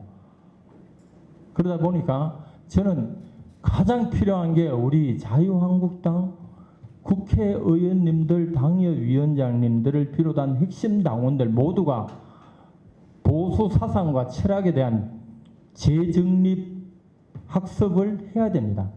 우리가 정치 학습을 하지 않고서는 극복할 수가 없습니다. 제가 왜 이런 말씀을 드리는가 하면은 자유한국당의 국회의원님들은 투쟁에서 받는 공천이 아니었습니다. 전애들은 투쟁에서 받았습니다. 그러다 보니까 부딪히면은 왜 자꾸 보수는 점잖아노, 피하노 이런 말을 하는데 논리에서 이기지를 못합니다. 아마 여기 계시는 분, 자녀분들에게 보수를 지지해달라고 말하면은 자녀들이 수용하지 않을 겁니다. 자녀들이 그걸 받아들일 수 있는 그런 논리를 이 자리에 계신 분들이 해주지를 못할 겁니다. 그래서 보수에 대한 사상, 철학을 재정립해야 된다고 생각하고, 저는 내가 보수라 당당하다는 것은 나는 대한민국의 국민이기 때문에 당당하다는 겁니다. 저는 왜 정교조를 인정하지 않느냐? 여러분 잘 아시겠지만은 대한민국이 더러운 나라, 내가 태어나지 말았어야 될 나라, 이 전부 다 정교조에서 나온 말입니다. 그네들이 이 정권을 잡고 있습니다. 우리가 지금부터 5년 뒤에 이 정권을 가져오려면은 무엇보다도 우리 보수 사상을 우리가 정립해서 무장해야 됩니다. 예, 그게 필요하고, 그런 입장에서 제가 1박 2일 연찬에 갔을 때 제가 이런 말씀을 했습니다. 지금 대한민국은 이미 내전이 시작되었다. 반체제 세력들에게 우리는 인간의 정신적인 세계인 언론계, 교육계, 노동계 이미 다 장악당했다. 이 상황을 우리는 어떻게 극복해야 되느냐가 혁신의 가장 중심으로 갖고 갔으면 좋겠다라고 생각이 들고, 마지막 세 번째, 저는 대구의 민심을 다들 궁금해합니다. 최근의 상황을 보면은 언론도 발표가 그렇게 나옵니다. 최근에는 연 3일 동안 나오는 것이 자유한국 자유한국당이 바른정당 지지율보다 4%, 5% 낮은 걸로 나옵니다. 이게 대구 현실입니다. 다 외면하고 있습니다. 다들 걱정합니다. 이 상황을 어떻게 극복해 나갈 것이냐 때문에 저는 오늘 출판 기념회 북 토크쇼를 가집니다. 왜? 대구가 보수의 심장, 보수 정치의 뿌리다라고 얘기합니다.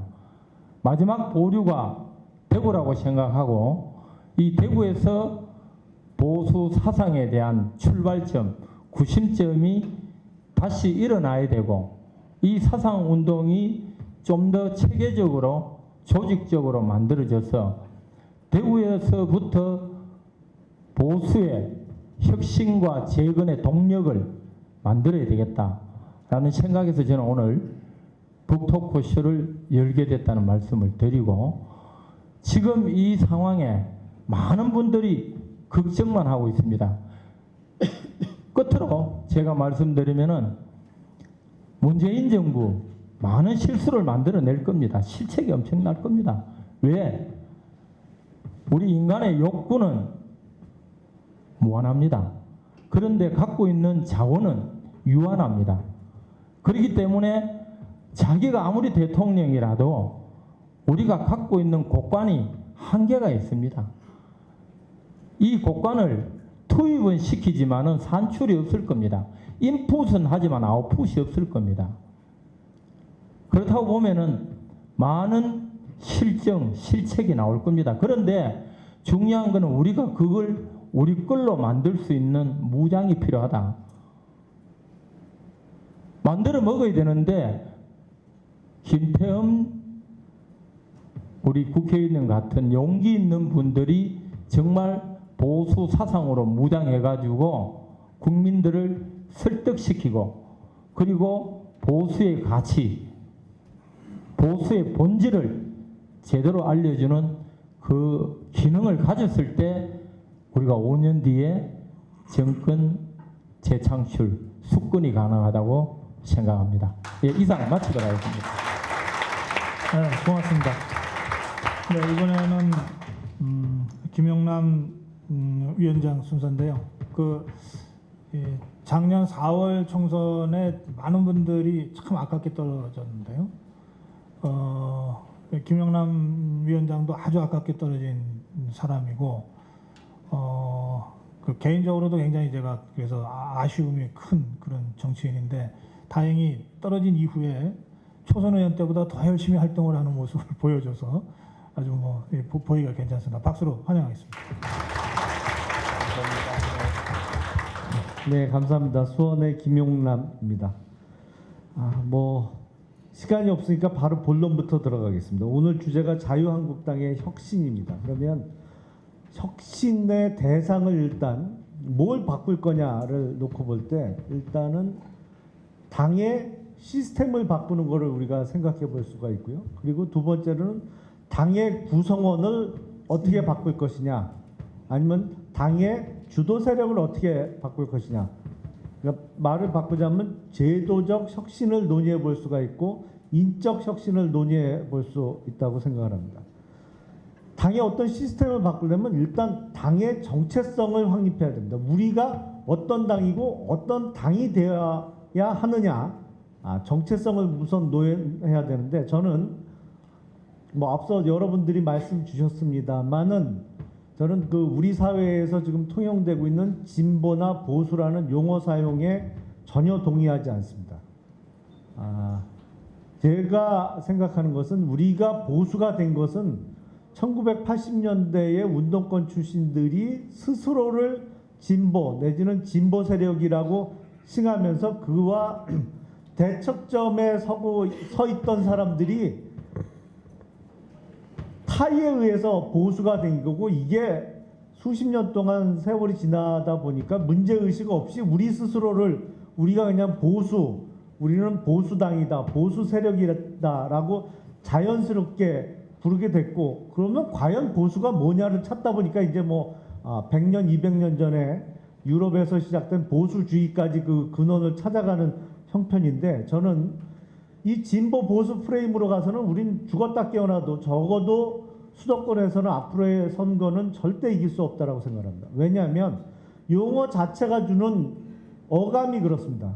이게 소위 그 형용사형 전미사라고 하는 적을 붙여보면 더 명확해지는데, 그 사람 참 보수적이야, 그 사람 참 진보적인 사람이야, 그 회사는 참 보수적으로 경영을 해, 그 기업은 참 진보적인 기업이야, 이렇게 나눠보면 진보를 보수가 절대 이길 수 없습니다. 우리는 보수 정당이 아니고 우리는 우파 정당입니다. 자유시장 경제를 지향하는 우파, 보다 정확하게 표현하자면 중도 우파 정당입니다. 그리고 지금 민주당이나 정의당은 좀 더 이념적 스펙트럼이 명확합니다만 좌파 정당 내지는 중도 좌파 정당으로 불릴 수 있고요.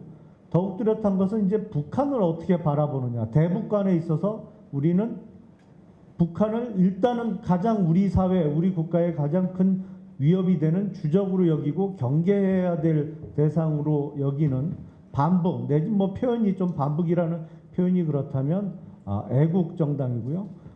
북한에 대해서 보다 우호적이고 친화적인 접근 방법을 쓰려는 친북적인 정당으로 나눠볼 수가 있겠습니다. 그래서 굳이 나누자면 진보 보수로 나눌 게 아니고 친북 좌파 정당과 애국 보수 정당으로 나눠야 되고, 그게 너무 이념적인 느낌을 준다면 그냥 앞에 수식어는 빼고 우리는 우파 정당이라고 표방을 해야 되지 않을까 싶습니다. 그러면 우리가 우파 정당이라면 우파 정당이 지녀야 될 정책적인 지향점이 있습니다.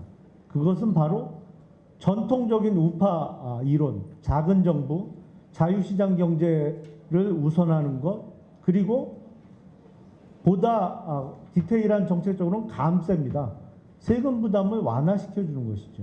근데 우리는 그동안 사실은 이 당의 정체성을 잃어버렸습니다. 왜냐하면 지난 2012년 대선을 앞두고, 그때는 물론 충분히 이해할 수가 있었습니다. 왜냐하면 지난 2010년 지방선거부터 저쪽에서 무상급식을 앞세우고 복지를 통해서 선거를 승리해 왔기 때문에 민주당 쪽에서 우리도 복지를 어느 당보다도 잘할 수 있다는 걸 내세우면서 소위 경제민주화라는 큰 타이틀을 걸고 나갔기 때문에 선거 전략으로는 얼마든지 이해할 수 있고 좋은 전략이었습니다만, 집권 이후에 경기 활성화를, 박근혜 정부에서 경기 활성화를 얘기하면서도 사실은 개인 소득세율 40% 구간을 신설하는 등 이게 감세가 아니고 증세를 했거든요. 그리고 세금 감면 조치를 하나하나씩 없애가고 있는 중이었습니다. 그러니까 기업이 됐던 개인이 됐던, 그래서 기업의 소위 실효세율이라는 것이 점점 높아지고 있는 과정이었고, 그러니까 우리 당은 우파 정당인데 우파 정책과는 전혀 어울리지 않는 반대 정책을 펴고 있던 과정이었습니다. 그러다 보니까 도대체 자유한국당, 새누리당의 정체성이 뭐냐? 그거는 이제 보수 정당이라고 얘기하면 틀린 답인데 우리는 그냥 문제의식 없이 넘어갔던 것이죠. 그래서 이런 정체성부터 확립하고 당의 시스템의 방법에 있어서는 일단 우리 당은 전략이 전혀 부재했습니다. 그러니까 앞서 지 교수님이 우리가 ICT 기술에 대해서 이해가 부족하고 그쪽 인적 영입도 없었습니다만 정확한 지적이시고, 우리가 종편도 전혀 사실은 모니터링을 민주당 쪽에서 3년 전부터 그렇게 철저하게 해나가면서 패널 하나하나까지 누구를 좀 넣어달라, 누구는 좀 너무 우리 당에 대해서 비판적이라든지 아니면 중상모략을 하니까 빼달라라고 끊임없이 요구하고 할 때 우리 당은 아무것도 안 했습니다. 그리고 시민단체 아까 말씀을 하셨습니다만 차라리 우리가 2007년 대선을 치를 때는 시민단체를 만들어서라도 대선을 치렀습니다. 소위 지금 다 잊어버리셨겠지만 그때 뉴라이트라는 세력이 있었죠. 많은 교수도 참여하고 어쨌든 거기서 지적 어떤 기반을 제공을 했는데 그것도 다 없어지고, 박근혜 정부에서 협력했던 시민단체는 어버이연합이나 몇 군데밖에 없었습니다. 사실은 그분들도 소중한 우리 당의 지지 세력인 것은 틀림없습니다만 그런 시민단체만 갖고 이 사회나 국가를 이끌어 나기에는 역부족이었다. 한마디로 이 국정 철학의 부재에서 이런 위기가 왔다라고 생각을 합니다. 그래서 이 시스템을 바꿔야 되는데 시스템을 바꾸려면 평가 방법도 바꿔야 됩니다. 야당은 민주당은 예전부터 본회의 출석률, 상임위원회 출석률 그리고 각종 의정 활동에 대한 그 평가 방법의 지표화를 통해서 관리를 해서 공천을 받기 위해서라도 본회의와 상임위를 열심히 출석하시고 자리를 지키고 끝날 때까지 있어야 됩니다. 우리는 만약에 그렇게 되면 뭐냐면 우리 당에서 많이 들린 얘기입니다. 야, 지역에 가서 한 사람이라도 더 악수하고 손잡고 명함 돌리고 해. 그래야 너 다음 선거에 붙지, 안 그러면 떨어진다. 근데 이게 개인적으로는 그런 분들이 다 당선이 되고 그런 게 맞습니다. 근데 그게 모아지면 당의 역량이 약해질 수밖에 없었던 것이죠. 그래서 그런 평가 방법의 부재도 한몫했다라고 생각을 합니다. 그래서 제도의 혁신도 앞으로 해야 될 것이 많고요. 그것뿐만 아니라 인적 혁신이 중요한데 인적 혁신은 우리는 자꾸 누굴 내치는 혁신 쪽으로 자꾸 생각을 합니다. 근데 지금 누구를 내치는 혁신이 중요한 게 아니고 누구를 키우는 혁신을 생각해야 될 때라고 생각합니다. 이걸 제 개인적으로는 인사를 제일 잘했던 역대 정부는 사실은 노무현 정부라고 저는 생각합니다. 왜냐하면 그게 나라를 위한 인사라기보단 자기 진영을 위한 인사는 완벽하게 정말 철저하게 잘했습니다. 왜냐하면 2002년 대선에 승리하고 그들이 집권할 때 노무현 정부의 핵심 세력들이 다 30대였습니다. 그때는 누가 봐도 경험도 없고 부족한 게 많고 말도 안 되는 인사라고 생각을 했는데 진영을 위한 인사를 그렇게 욕을 먹어가면서 그리고 일할 줄 모르는 사람들 잘 안 돌아감에도 불구하고 그 인사를 지속해서 그 사람들이 지금 다 50대가 됐고 그 사람들 중심으로 지금 정권을 재창출을 해냈습니다. 그리고 이 정부의 지금 핵심 인력들이 돼 있습니다. 근데 지난 이명박 박근혜 정부를 되돌려 보면 어떤 우파 진영, 애국 진영을 진영을 위한 인사는 찾아보기가 힘듭니다.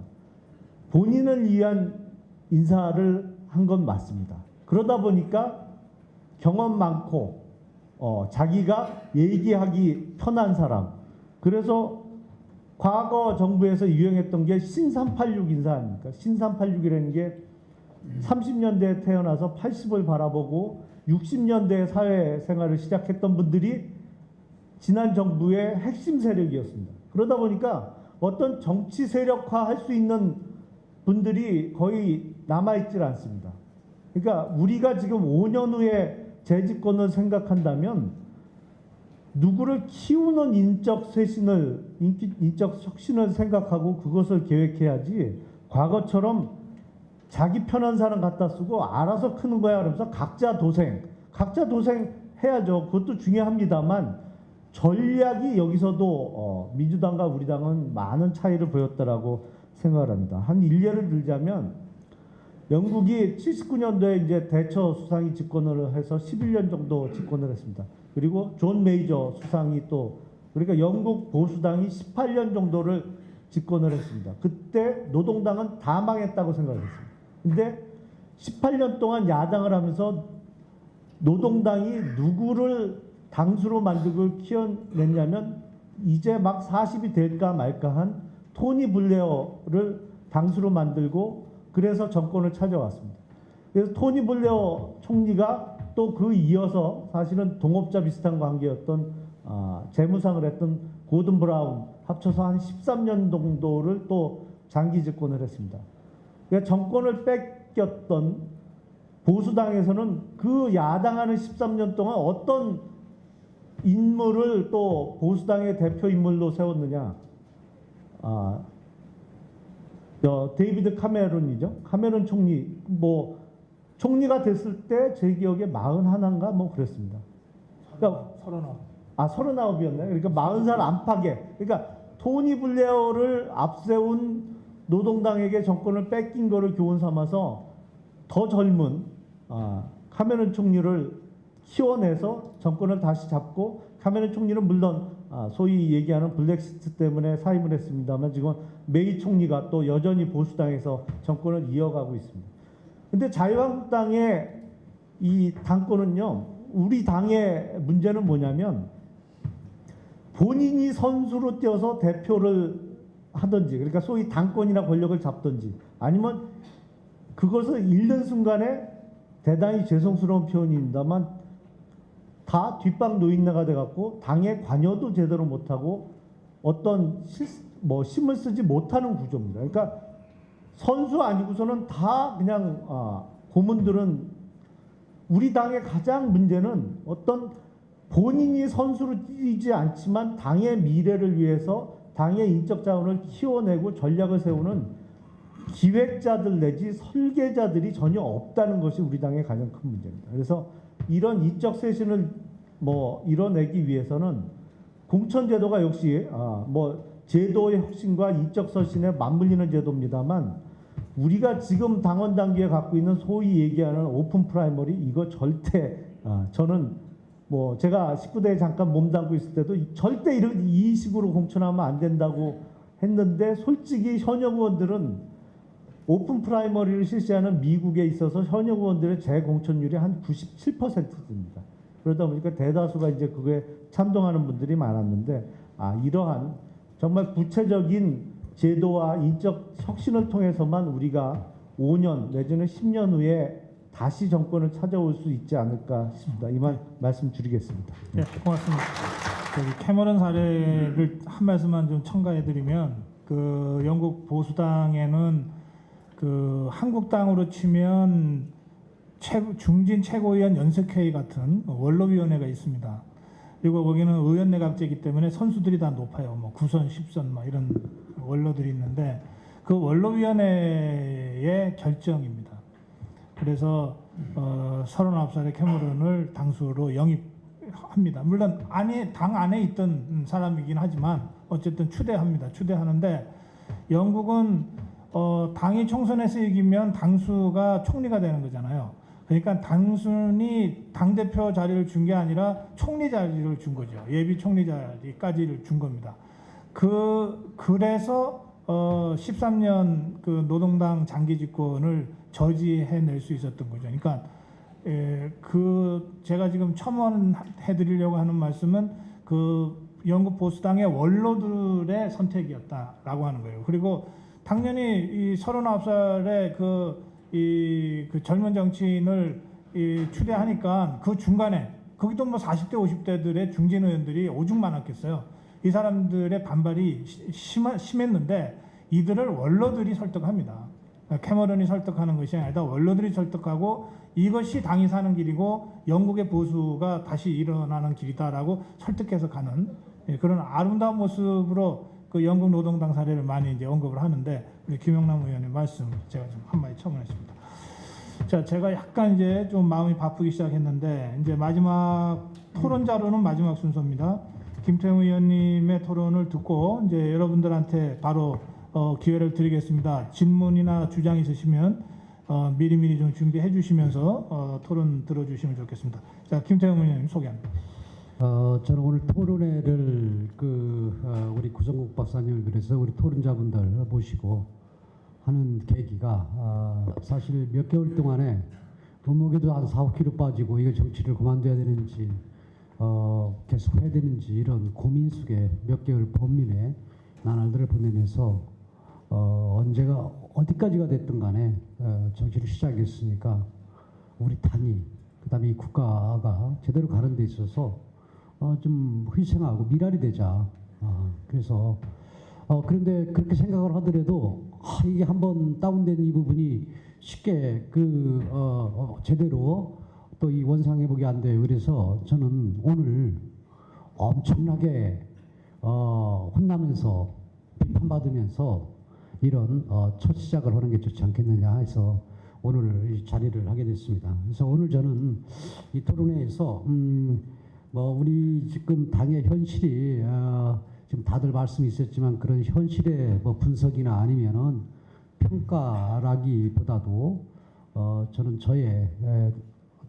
저도 우리 자유한국당에 수석된 국회의원으로서의 저의 반성 또 저의 그런 어떻게 보면 자성의 그런 독백을 하는 뭐 시간이라 생각을 하고 몇 가지만 말씀을 드리겠습니다. 제가 우리 당에 제일 처음에 와서 제일 놀란 게 이 전당대회라는 것은 대개 2년이나 뭐 대개 3년마다 이렇게 하는 게 이제 전당대회인데 외국의 사례를 보더라도 전당대회는 사실은 당 대표를 뽑고 지도부를 구성하면서 그것보다도 더 중요하게 생각하는 게 그 당의 그런 미래에 대한 가치, 그 당이 어떻게 나아가야 될 것인가 하는 그런 논쟁의 자리입니다. 치열한 논쟁의 자리인데 지난 몇 년 전에 뭐 여러분들도 알다시피지만은 뭐 김무성 전 대표, 그다음에 서청원 전 대표 이분들이 이 대표 경선을 하는데 한 분은 대통령한테 헐말하겠다. 나는 대표님 헐말하겠다. 또 한 분은 나는 대통령 성공을 위해서 내가 앞장서겠다. 이 얘기밖에 없지. 보수 가치를 추구하는 우리 정당이 지금 시대의 흐름에 따라서 뭘 버릴 것이고 또 뭘 새롭게 받아들일 것이고 어떻게 변화를 나는 이끌어가겠다라는 얘기를 저는 들어본 적이 없어요. 그만큼 사실 답답함을 좀 느꼈는데 그러다 보니까 지금 대선 패배의 그런 원인을 우리 의원과 위원장들께 연찬회도 하고 또 의총 때 여러 말씀들 많이 하시는데 저는 다 맞는 말씀입니다. 다 맞는 말씀인데 저는 그것은 어떻게 보면 강론적인 부분이다. 쉽게 얘기해서 우리가 물건을 만들어내는 데 있어서는 제대로 된 물건을 만드는 것이 제일 첫 번째입니다. 그리고 제대로 된 그 물건을 어떻게 어떻게 포장을 할 것인가 그런 부분에 대해서 고민해야 되고 또 예쁘게 포장을 했으면은 어떻게 판매를 할 것인가 하는 그런 영업적인 또 어떻게 보면은 이 판매 전략을 수립해야 되는데 지금 우리 당에서 다 지금 고민들 하고 지금 다 어느 부분에 대해 다 느끼고 동감합니다. 하지만은 지금 판매 전략이나 아니면은 포장을 어떻게 할 것인가 이런 부분들만 논의를 하지 진실로 국민들이 살 수 있는 국민들의 신뢰를 받을 수 있는 물건을 어떻게 만들 것인가 하는 이런 고민은 없다. 저는 물건을 만드는 고민부터 저는 시작을 해야 된다 하는 게 제 생각입니다. 쉽게 얘기해서 우리는 보수의 가치를 추구하는 정당입니다. 그러면은 보수의 가치, 우리 김영남 의원도 이 보수라는 말을 쓰지 말자. 이런 논쟁부터 해야 되거든요. 사실은. 그래서 보수의 가치가 뭐냐? 제가 볼 때는 우리가 얘기하는 튼튼한 안보, 법치주의, 그다음에 자유롭게 뭐 할 수 있는 공정한 할 수 있는 시장 경제주의, 책임과 헌신, 약자의 소외계층에 대한 배려 이런 부분들에 대한 우리 가치 정립을 하고 지금 제가 말씀드린 이러한 내용들 중에서의 정책을 그럼 어떻게 할 것이냐. 소위 약자에 대한 그런 배려 이런 부분들에 대해서 그냥 말로만 떠드는 지금 현 정권 잡은 민주당이나 이런 데보다도 내용이 괜찮았느냐 아니면은 정말로 주춧돌을 먼저 놓고 기둥을 먼저 놓고 난 다음에 석가래를 놓고 담을 쌓고 그러는 건데 인테리어를 하고 그래서 지금 우리가 논의하는 중에서 가장 지금 중요한 부분이 주춧돌을 놓고 그다음에 기둥을 놓는 부분이다 라는 그런 생각을 갖고 있거든요. 그래서 사실은 지금 그런 논쟁을 치열하게 해야 되는데 참 또 어려운 부분도 있습니다. 그런 논쟁을 치열하게 하다 보면은 또 이놈들 또 싸운다고 또 국민들이 지금 난립니다. 적어도 제가 볼 때는 우리 당은 3개월 내지 6개월 동안은 엄청난 치열한 이런 가치 논쟁을 해야 됩니다. 거기서 뭔가 이 합의되고 정리된 이 주춧돌과 기둥 이 속에서의 새로운 변화를 추구해야 된다 하는 생각입니다. 그래서 우리 당이 이런 과정, 그 다음에 또 하나는 지금 지적들 하신 인적 쇄신이 이루어져야 된다. 제가 지난 19대 때 한 두 가지적인 측면을 말씀드릴게요. 첫째는 이 공천을 하는데 상향식 공천, 여론조사로 해서만 상향식 공천을 한다. 그러면 뭐 공천제도가 뭐로 필요 있고 당이 뭐가 필요 있어요. 당과 같이 갈 수 있는 정체성이 있는지 없는지. 그리고 상향식 공천하게 되면은 시골에서, 저는 시골 출신입니다만은 우리 시골에서 요즘 모내기를 하는데 기계로 물을 심습니다. 근데 기계로 물을 심는데 기계가 닿지 않는 사각지대에는 손으로 물을 심습니다. 그런데 설령 모내기도 하는데 그렇게 기계로 하는데도 그렇게 하는데 당에 대표들을 뽑는 국회의원들을 어떻게 여론조사로만 뽑습니까? 그리고 어느 지역은 우리 지역에 상대 후보는 대학생의 그런 수준이고 우리 쪽에서는 평가를 받는 게 초등학교 수준이고 그러면은 우리 4명 5명이 경쟁하는데 거기서 여론조사로 뽑는다 하면은 어차피 초등학생인데 도토리 기적인데 대학생하고 싸우면 뻔히 치죠. 선거는 승리를 위해서 있고 또 정당은 정권을 쟁취하기 위해서 있는 건데 기본 목표 방향도 망각한 그러한 제도를 도입하면서 그게 올바른 거라고 얘기를 하는 이러한 지도부 뭐 이러다 보니까 그런 거죠. 쉽게 얘기해서 또 하나는 그렇게 주장을 했는데도 뭐 안 들어줍니다. 그 또 하나는 지가 우리 당의 비례대표제. 저는 6개월 내기 1년 전에 각 전문가 현 제도라면은 전문성이 있는 각 분야에서 6개월 내기 1년 전에 2배수 3배수 뽑아서 토론회도 내보내고 당의 정체성이 있는지 없는지 확인도 하고 그래서 나중에 공천 때 공천을 하자. 그 지금 얘기하는 여성들 그다음에 또 청년들 얘기하는 청년들도 이렇게 배려를 해서 하자라고 했는데 당시에 비례대표 의원들한테 지가 또 왕따나다가고 이게 지금 우리 당의 사실 현실이었다.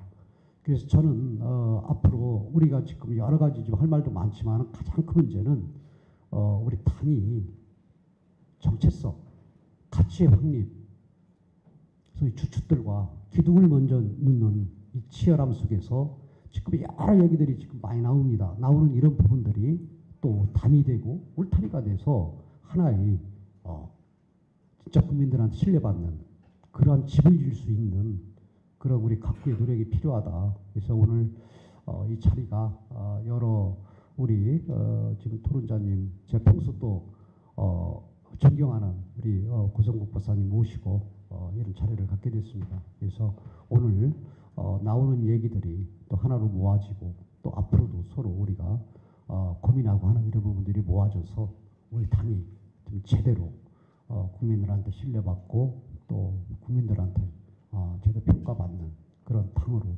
거듭나는 것이 저의 소원이고 또 여러분들이 아마 소원일 겁니다. 그래서 좋은 결과가 있길 기대합니다. 고맙습니다. 지금 토론 시작한 지 한 2시간 채 못 됐는데 끝까지 현역 의원님들 몇 분이 지금 자리를 함께 해주고 계시네요. 고맙습니다. 네. 우선 플로어에 제가 기회를 먼저 드리겠습니다. 길게 드릴 수는 없고 1분 이내로 질문도 좋고 뭐 의견 개진도 좋습니다. 하실 분들 손을 좀 들어주십시오. 네, 예, 저 마이크 있나요? 예, 저기, 예. 말씀 잘 들었습니다. 저는 이창수입니다. 천안병 당협위원장입니다. 간략하게 질문을 드리겠습니다. 오늘 주제가 혁신에서 길을 찾던데 길을 찾을 때 앞에 전제하는 것이 길을 찾으려고 할 때입니다. 이런 말이 있습니다. 가고자 하는 사람한테는 길은 항상 새롭게 열린다. 앞에 수사가 붙습니다. 반드시 가고자 한다면.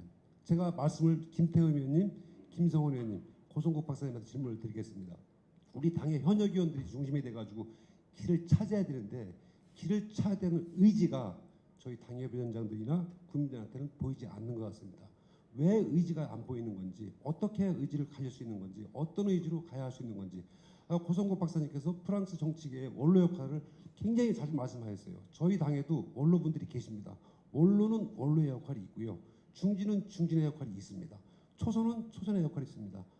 근데 우리 당 그거 없는 것 같습니다.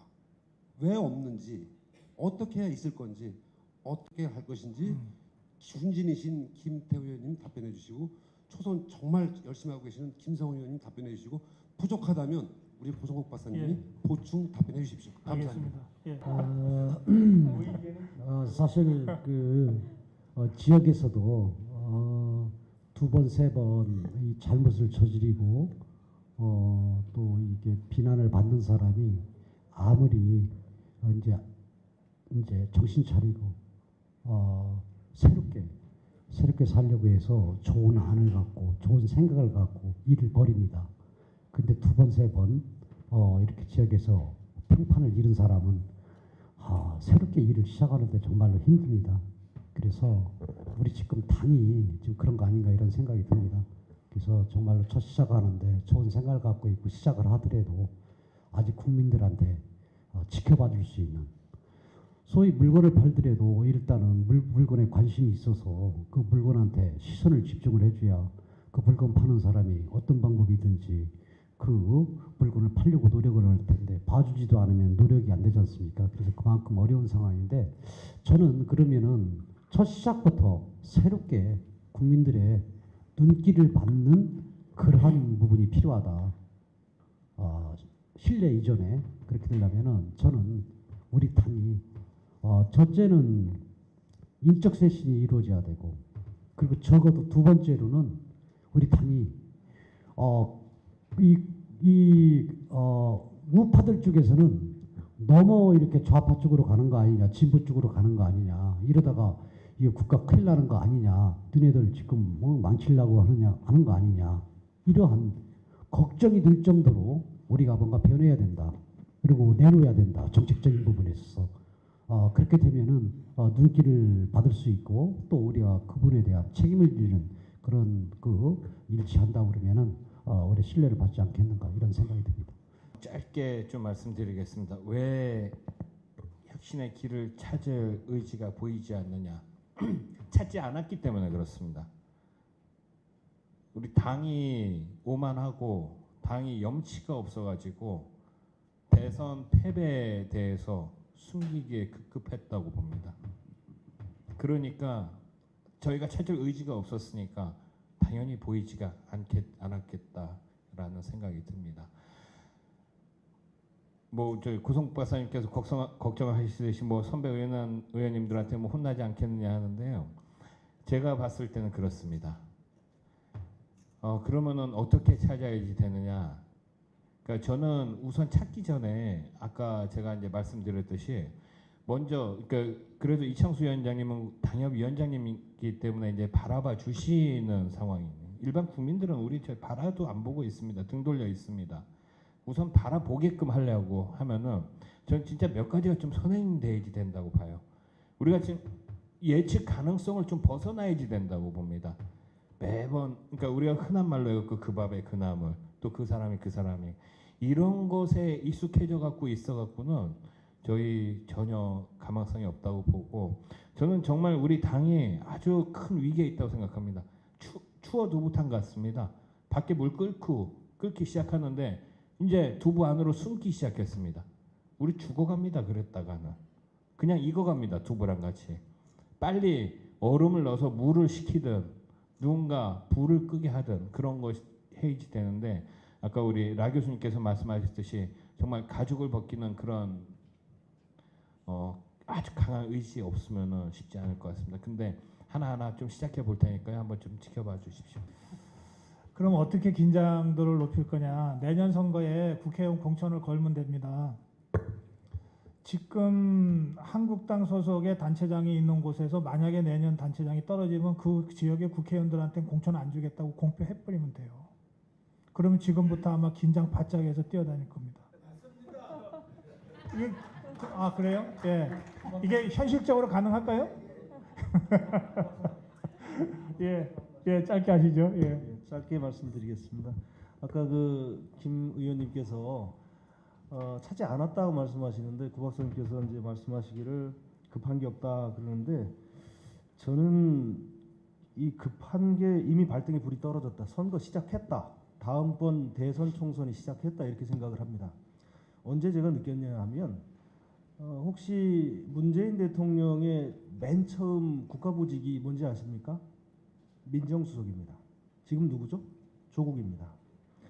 안희정 지사가 만약에 내년에 그만두고 재보궐로 올라오면 수도권으로 올라올 겁니다. 김부겸 의원이 만약에 출마하시면 되든 안 되든 대구 경북으로 출마하실 겁니다. 지금 행자부 장관 시킨다고 하고요. 충남의 안희정 지사가 빠진 자리에 지금 대변인하는 박수현 대변인 집어넣을 수 있고요.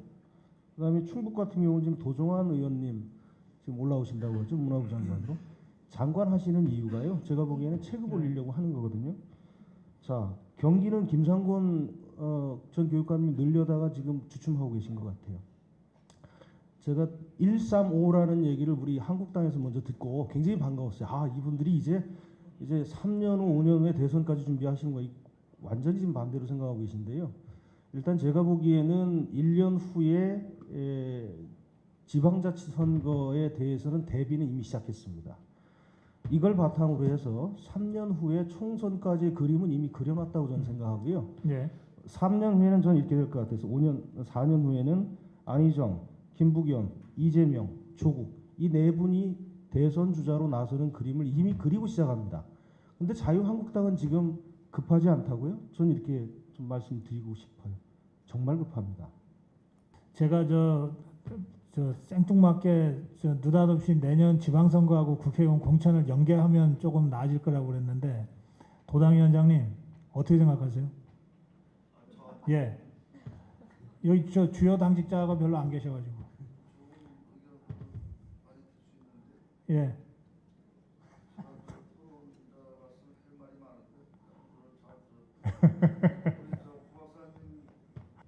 제가 헛소리를 안 하려고 좀 메모를 4줄을 적어놨는데 저는 뭐 다른 말씀보다 저희가 좀 생각해야 될 그런 몇 가지 지점들 같은 좀 말씀을 드리고 싶어서 일어났습니다.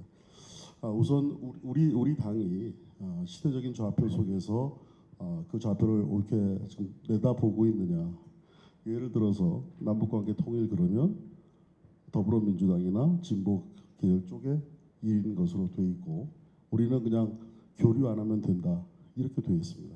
제가 전에 중국에 가서 중경 임시정부에 갔을 때 거기 태극기에 그려진 문구를 본 적이 있습니다. 뭐냐면 우리가 여기서 피 흘리고 싸우지 않고 나라가 독립이 됐을 때 과연 우리는 우리 후손들에게 무슨 말을 할 수 있을까? 예를 들어서 우리가 이제 앞으로 저는 그렇게 멀지 않다고 생각하는데 남북 통일이 됐을 때 우리 유권자입니다. 그리고 같은 한반도인데 우리가 북한 주민들에게 우리가 어떤 역할을 그래도 우리는 의미 있게 했노라라는 것을 얘기할 수 있는 그것을 우리가 준비를 해야 된다. 그 미래에 대한 우리의 준비입니다. 그리고 네. 또 하나는 우리 대한민국 사회 내에서 변화의 화두를 사실은 우리는 하나도 선점을 하지 못하고 있습니다. 그러면 정말 우리가 정말 변화의 화두를 우리가 갖지 못할 것인가? 저는 있다고 생각합니다. 우리가 1987년 체제를 이제 2017년이 되면 우리가 30주년 되는데 이 동서의 갈등, 이 구조 속에서 통일을 맞이하게 됐을 때 우리 대한민국이 과연 전체적으로 어떻게 될 것이냐? 북한에 예를 들어서 2,몇백만이 아마 뭉쳐서 아마 저기 남쪽에 우리 동편제, 서편제 50대 50 그리고 민노당 과거에 10%쯤 되는 요 남한의 정세를 보면서 북한의 2,500만 정도가 보팅을 하게 될 겁니다. 지금의 동서 이런 구조를 그대로 가지고서 우리가 통일시대 대비할 수 있냐 이런 거 저희들이 깊이 생각해보고 남한 사회를 통일에 대비한 그런 체제를 만드는 거 생각해봐야 된다고 생각하고 짧게 말씀드리면 우리 우파는 세계 속에서 우리의 생존 전략을 확보할 수 있는 그래서 세계와 대한민국이라는 관점에서 우리가 무엇을 준비해야 될 것인가 치열하게 진보 표 나눠서 표 땡겨오고 약자들에게 베풀어서 표만 의식하는 그런 좌파와는 다르게 우리가 세계 속의 대한민국을 어떻게 만들어갈 것인가 준비해야 된다고 생각합니다. 그리고 또 하나 꼭 저희가 잊지 말아야 될 것은 소셜 스테빌리티 문제인데 우리 대한민국에 불만을 가진 사람들과 함께 할 수 있는 우리가 따뜻한 대한민국을 이끌어가고 사회 안정성을 우리가 지켜가는 보수 우파 세력으로서의 이런 사회적 그런 그런 분위기를 만들지 못하면 이게 미래가 없다고 생각합니다. 그래서 이런 지점들 함께 고민해 봤으면 좋겠다는 의미로 한 말씀 올렸습니다. 네, 고맙습니다. 네. 지금 아마 한국당에서 제일 바쁜 사람이라면 김선동 의원일 겁니다. 이 원내 수석 부대표이기 때문에 대여 협상 모든 걸 책임지고 있습니다. 바쁜 시간에 뭐 고민도 많은 것 같고 말씀 잘 들었습니다. 윤상직 의원 발언이 지금 신청 들어와 있어요? 예. 예. 예. 간단하게 말씀을 드리면은 아까 사람 키우는 거 이런저런 말씀하셨는데 있는 사람 좀 잘 쓰게 해야 되는 것도 매우 중요하다 하는 생각을 합니다. 제가 장관하고 나서 국회 와서 제일 먼저 들은 거 뭔지 아세요? 당신 장관 아니야. 초선이야. 그 다음에 저희 행동 반경은 초선으로 기생으로 그냥 뭐 초선들 그러니까 초선들이 우리가 왜 기생이냐 그런 이야기 하던데 정말 우리가 혁신하려 그러면 할 수 있는 것 했으면 좋겠다. 네. 선수파게 이것 좀 아마 하지 않으면은 있는 인재 활용 못하고 결국은 조용히 침몰하지 않을까 싶습니다. 예. 그 정도만. 예. 원래 뭐 패널과 방청객 구분이 따로 없는 모임이었기 때문에 그냥 이 자리에서 제가 따로 정리 안 하고 마무리하겠는데요. 이 오늘 모임을 좀 준비하고 주관한 김태흠 국회의원 마지막 마무리 말씀, 인사 말씀으로 가름하겠습니다. 뭐 제가 마지막 뭐 인사 말씀보다 여러분들께서 끝까지 함께 해주셔서 감사하다는 말씀드리고 또 여러분들이 느끼는 것이 오늘 성과가 아닌가 이런 생각이 듭니다. 고맙습니다.